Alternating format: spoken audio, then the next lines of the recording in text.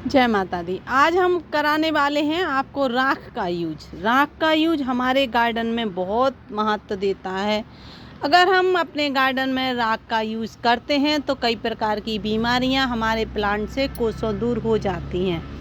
उसकी जो रूट्स रहती हैं उसमें पोटास की मात्रा, कैल्शियम, मैग्नीशियम, फास्फोरस सभी की कमी को ये दूर कर देता है।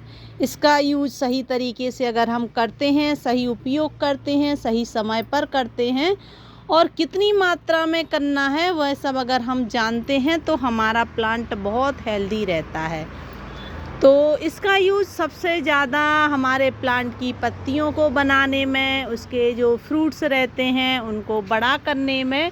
फ्रूट साइज़ अगर छोटी हो रही है तो उसकी फ्रूट साइज को बड़ा करने में और हमारे प्लांट को हेल्दी रखने में, उनकी स्टेम को मजबूत रखने में। पत्तियां अगर किसी कारण से जल रही हैं तो उनको प्रोटेक्ट करता है। साथ में हमारे जो फ्रूट रहते हैं उनको झड़ने से रोकता है, नए फ्रूट आने में मदद करता है। वैसे तो सनलाइट हमारे प्लांट के लिए बहुत ज़्यादा इम्पोर्टेंट रहती है। कोई भी फ्रूट प्लांट हो, वेजिटेबल हो, फ्लावर्स हो, अगर प्रॉपर सनलाइट मिलती है हमारे प्लांट को तो हमारा प्लांट हेल्दी रहता है। वाटरिंग करते हैं समय समय पर, जब ज़रूरत है जब हम वाटरिंग करते हैं अपने प्लांट पर, तब भी हमारा प्लांट काफ़ी हेल्दी होता है। पर कभी कभी क्या होता है कि हम अपने प्लांट की कितनी भी रक्षा करें, कितनी भी केयर करें, पर उसके फ्रूट्स झड़ते ही रहते हैं। फ्रूट्स झड़ते हैं तो निराशा होती है। साथ में अगर उनके फ्रूट्स की साइज अच्छी नहीं होती, रसीले फ्रूट नहीं होते, तो भी टेंशन होती है कि हम प्रॉपर मिट्टी दे रहे हैं, प्रॉपर सनलाइट दे रहे हैं, पानी भी समय समय पर दे रहे हैं, फिर भी हमारे प्लांट की ग्रोथ अच्छी नहीं हो रही है। इसका कारण होता है हमारे प्लांट पर उनकी रूट्स को मजबूत नहीं होना या उनमें किसी प्रकार की फंगस का आना। तो चलिए हम आपको बिल्कुल इजी तरीका बताने वाले हैं। कई प्रकार से हम राख का यूज अपने गार्डन में कर सकते हैं, अपने प्लांट को हेल्दी रख सकते हैं। जैसे कि आपने देखा है कि हमारे जो फ्रूट हैं हर ब्रांच पर लगे ही हैं और नए जो फ्रूट हैं वो आ रहे हैं कंटिन्यू। ऐसा ही मेरे गार्डन में होता है। आप देखिए कि आपको इधर इतना बड़ा फ्रूट दिख रहा है, ये उससे छोटा फ्रूट है। कुछ इधर फ्लावर्स आ रहे हैं, कुछ बड्स फिर से बनने लगी हैं। इस तरह से आप देखिए हर डाल पर आपको कुछ ना कुछ प्रोग्रेस हमारे प्लांट पर दिख ही रही होगी। देखिए कितना ज़्यादा सभी प्लांट हमारे काफ़ी हेल्दी प्लांट हैं और एक बैग में मैंने ढेर सारे प्लांट लगाए हैं। पर कोई फ़र्क नहीं पड़ता है कि एक पॉट में हमने ढेर सारे प्लांट लगाए हैं, क्योंकि ये सभी एक दूसरे को प्रोटेक्ट करते रहते हैं। होड़ लगाए रहते हैं कि हम में से सबसे ज़्यादा बड़ा कौन होगा, और होड़ के चक्कर में सभी की ग्रोथ अच्छी हो जाती है। देखिए और इतना बड़ा बैग है और एक के लिए तो ये मिट्टी बहुत ज़्यादा है इस बैग की, तो मैंने इसमें ढेर सारे अपने प्लांट ग्रो कर लिए हैं।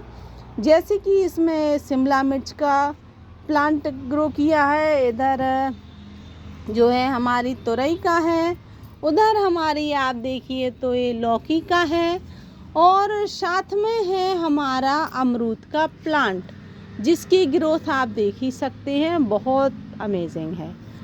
तो चलिए हम राख का यूज़ बताते हैं अपने गार्डन में कि हम कैसे कैसे कर सकते हैं और ढेर सारी प्रॉफिट कैसे ले सकते हैं अपने गार्डन में। तो आप चलिए हम इतना जो हमारा ये प्लांट है हमारा बैगन का, हम इसी से स्टार्ट करते हैं, क्योंकि बैगन के प्लांट पर और हमारे मिर्ची के प्लांट पर और टमाटर के प्लांट पर इसका असर सबसे अधिक होता है कीट का।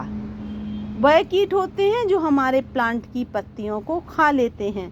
जब हम देखते हैं कि शाम के समय, दिन के समय हमारा प्लांट बिल्कुल स्वस्थ है और जब हम सुबह अपने गार्डन में आते हैं तो पूरी पत्तियों पर छेद छेद से पूरा खाया हुआ मिलता है।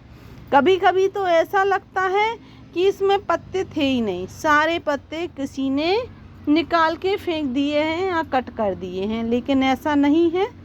एक कीट ऐसा होता है जो शाम के समय हमारे जो गार्डन है उसमें अटैक कर देता है और इसकी सारी पत्तियों को खा लेता है। जब हम उसे सर्च करते हैं तो नहीं दिखता है, वो मिट्टी में कहीं अंदर घुस जाता है और उसको हम ढूंढ नहीं पाते, देख नहीं पाते कि ये कहाँ गया। और जैसे ही अंधेरा होता है फिर से बाहर आ जाता है, हमारे प्लांट की सारी पत्तियों को खा जाता है। तो चलिए हम उस जो हमारा प्लांट का शत्रु है और हमारा मित्र तो हो ही नहीं सकता वो, और उससे बचाव के लिए हम क्या क्या करें अपने प्लांट के लिए। और जैसे कि आप देख सकते हैं ये है हमारी राख, ये राख है और ये है लकड़ी की राख। अगर आपके पास लकड़ी की राख हो तो बहुत अच्छा है।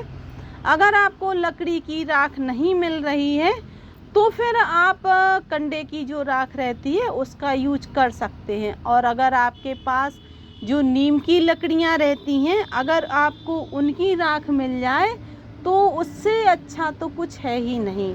और ये हमारी नीम की लकड़ियों की राख है और देखिए ये कितनी अच्छी राख है। और इसका यूज हमें कैसे करना है, तो सबसे पहले हम क्या करेंगे, इस राख को इस तरह से लेकर और अपने जो प्लांट है हमारे, आप देखिए इस तरह से, अगर कीड़े का अटैक हो गया है तो हमारे प्लांट पर कीड़ों का अटैक नहीं हुआ है और शायद नहीं होगा, क्योंकि मैं हर 8 दिन में अपने प्लांट्स के साथ ऐसा ही करती हूँ।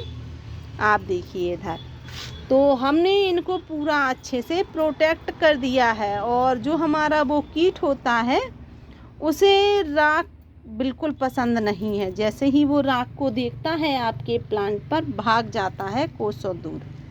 और देखिए मैंने इसको पूरा प्रोटेक्ट कर दिया है, इसकी सुरक्षा कवच इसके ऊपर चढ़ा दिया है। इस तरह से आप नींबू, मिर्च,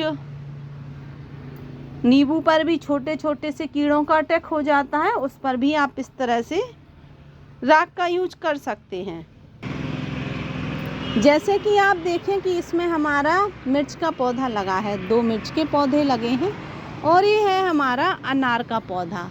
और हमारे अनार के पौधे को किसी प्रकार का कोई आक्रमण ना करे हमारे पौधे पर और ना ही उसकी रूट्स पर। तो हमें क्या करना है कि इस राख को क्या करना है कि इस राख को पूरे में इस तरह से बस फैला देना है, ऊपर की परत में इसको राख को अपने सभी प्लांट की मिट्टी पर आप इस तरह से इसको मिला सकते हैं बारिश में।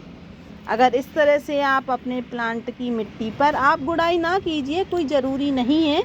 अगर आप किचन कंपोस्ट बनाते हैं तो आपको गुड़ाई की ज़रूरत रहती भी नहीं होगी।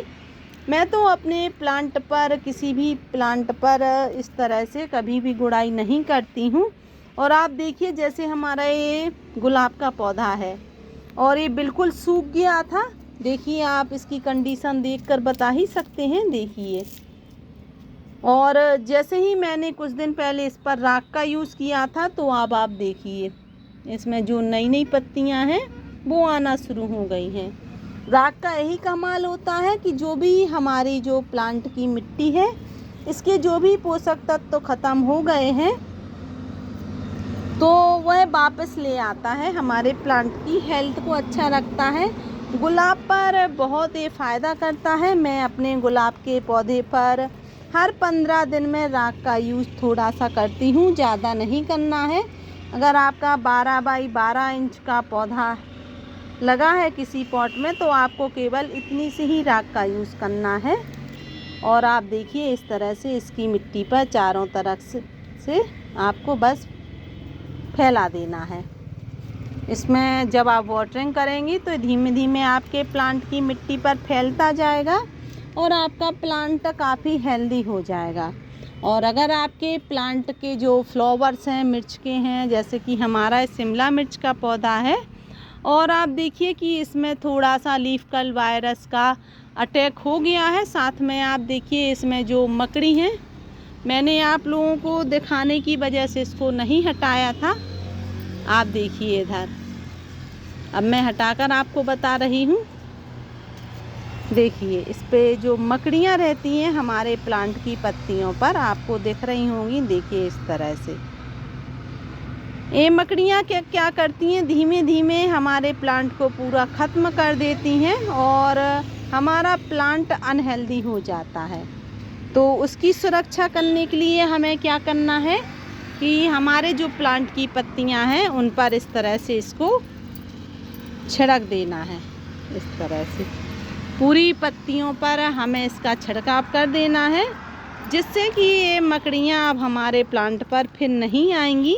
और देखिए जो भी हमारा इधर फ्रूट बन रहा है उस पर भी किसी भी प्रकार का आक्रमण नहीं करेंगे। तो आप इस तरह से अपने गार्डन में राख का यूज कर सकते हैं और थोड़ी सी ही राख का यूज करना है।